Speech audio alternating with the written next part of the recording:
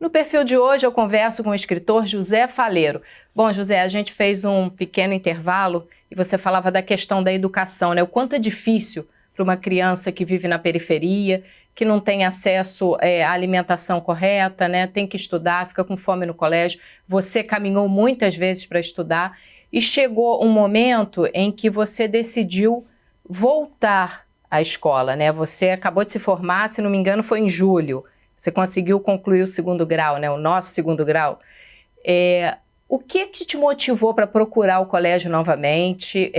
De que forma isso mudou a sua forma de entender que a educação realmente ia ser necessária para a carreira que você deseja seguir?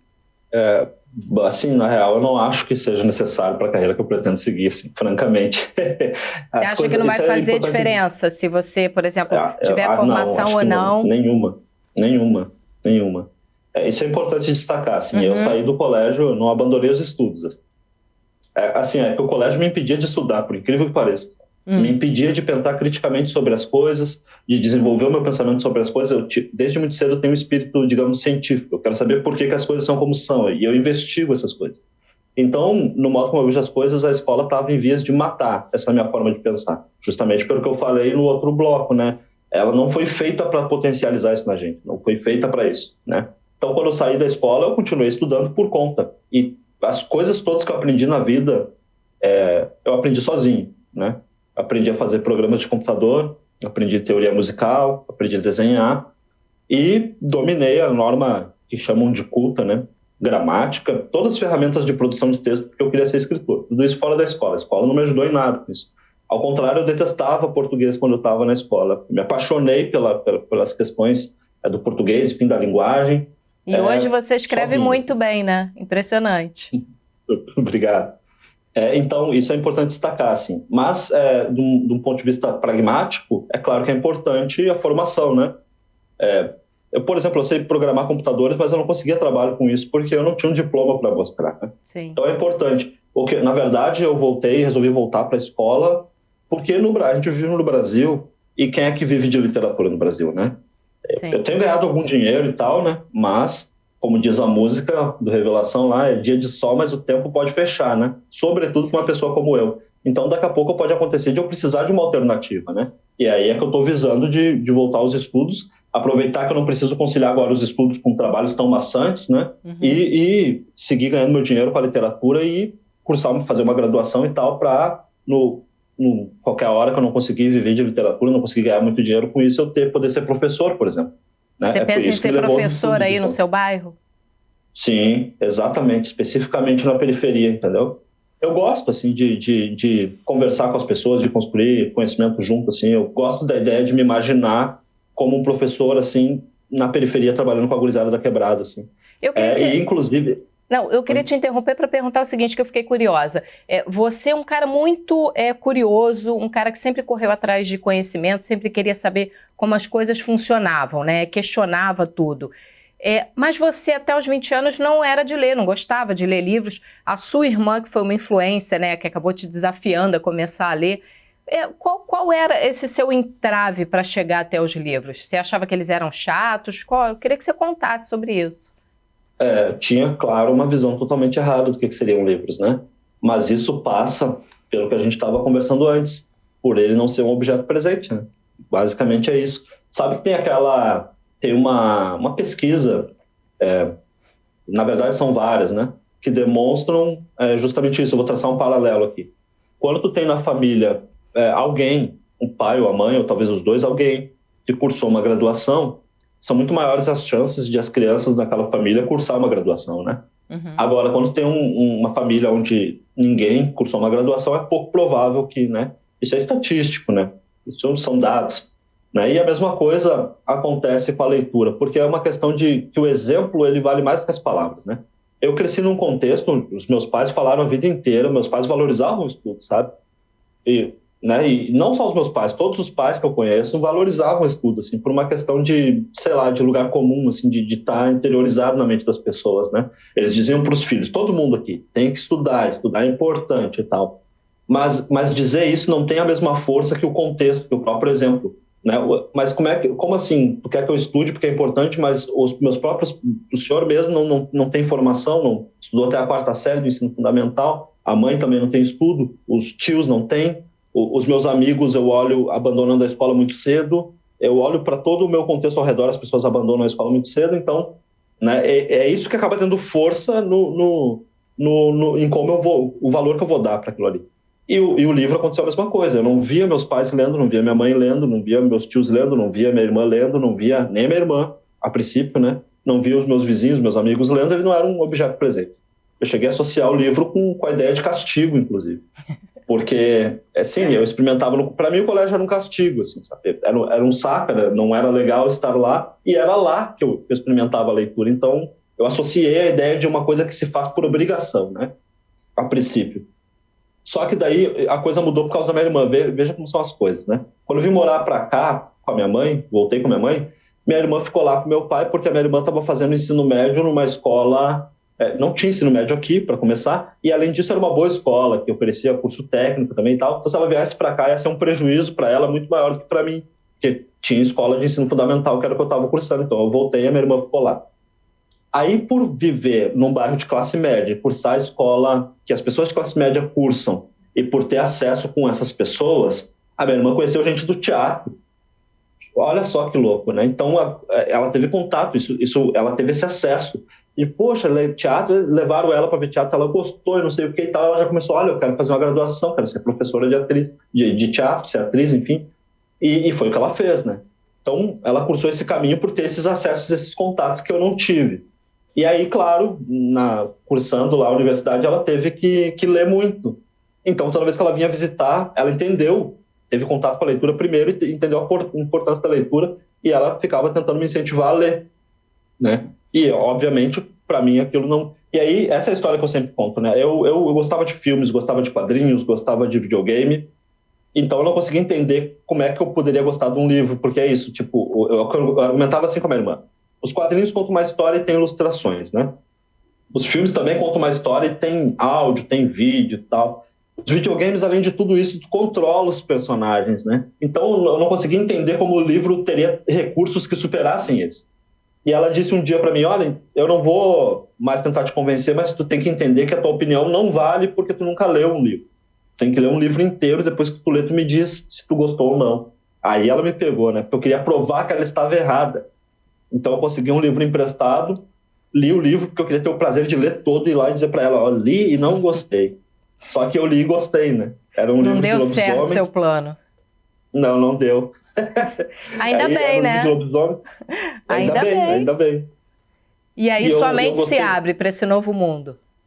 Exato. Eu gostei não só do livro, que era uma história bacana, enfim, mas eu gostei sobretudo de perceber que tem coisas que é só mesmo a leitura, sabe? Eu ia lendo e pensando, eu parava e fazia esse pensamento crítico, cara, muito legal isso aqui que despertou em mim, muito legal essa imersão, né? Entrar para dentro de uma história da maneira que o livro provoca, e eu comecei a perceber que isso não era possível com videogame, nem com filme, nem com quadrinhos, era uma coisa particular da literatura, e aí não parei mais de ler. Não, e tem uma questão interessante também nos livros, que muita gente fica esperando que o filme saia para poder assistir o filme, né, sobre aquele livro. Só que o filme não tem a riqueza do livro. Então, quando você entra no livro, você cria toda uma história, cada um cria a sua, né, na sua cabeça, quando lê aquela história. Então, isso deve ter aberto sua mente, assim, de uma forma que eu nem imagino. Não, sim, demais. Inclusive, me abriu até para coisas além da literatura. Por quê? Porque uma coisa que eu pensava era o seguinte, olha, ler é tão bacana, e eu, ao contrário, eu pensava que era tão ruim, então eu comecei a pensar quantas coisas devem ter assim no mundo, né? Estão aí disponíveis para a gente experimentar, e eu não experimento. Então, por causa disso, eu comecei a me dedicar a muitas coisas, assim, que eu queria experimentar para saber como é, afinal de contas, né? Sabe?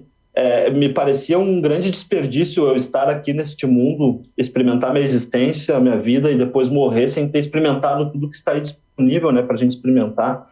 Então, por causa da forma como o livro abriu minha cabeça, eu fui, inclusive, atrás de outras coisas, né, como teoria musical, que eu falei aqui, programação de computadores, eu fui tentar entender outras coisas, né.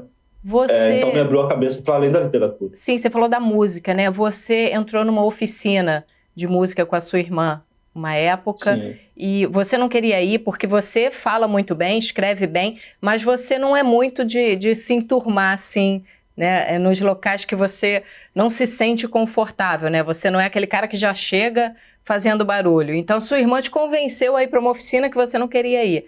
Aí o que isso mudou, e sua relação com o professor de música também, mudou nessa sua visão em relação à música? Isso foi na época que eu comecei justamente a me interessar pela teoria musical, né? Mas é louco isso porque eu não sou mais assim. Isso foi um período bem específico da minha vida, né? Que eu era muito introspectivo, né? Antissocial. Era difícil mesmo para mim lidar com as pessoas. Hoje não, né? Inclusive eu tive que enfrentar tudo isso depois que eu publiquei meu primeiro livro. Porque esse meu problema de sociabilização ele vai até o lançamento do primeiro livro. Porque daí eu sabia que eu ia ter que enfrentar isso. Então, eu pensava, cara, eu vou ter que falar em público, eu vou ter que enfrentar isso, né? E de lá para cá tenho enfrentado, e aí já não é mais um problema para mim, era um problema naquela época. Mas é legal de destacar duas coisas a partir daí. Primeiro que essa introspecção na época, eu não desejo para ninguém, não era uma coisa saudável, assim, sabe? Foi bem ruim, mas só que aquilo ali potencializou a minha escrita naquele período. Por quê? Porque eu não tinha vida social. Não tinha, era zero. Não tinha amigos, ninguém me chamava para nada, E não foi na música que eu gastei isso, embora essas crônicas que tu deve ter lido no livro falem sobre a oficina e tal, o grosso desse tempo eu gastei justamente com literatura, aprendendo, tentando dominar as ferramentas de produção de texto, praticando demais, escrevendo, jogando fora, até a hora que eu gostasse de algum texto que eu escrevi. Foram anos assim.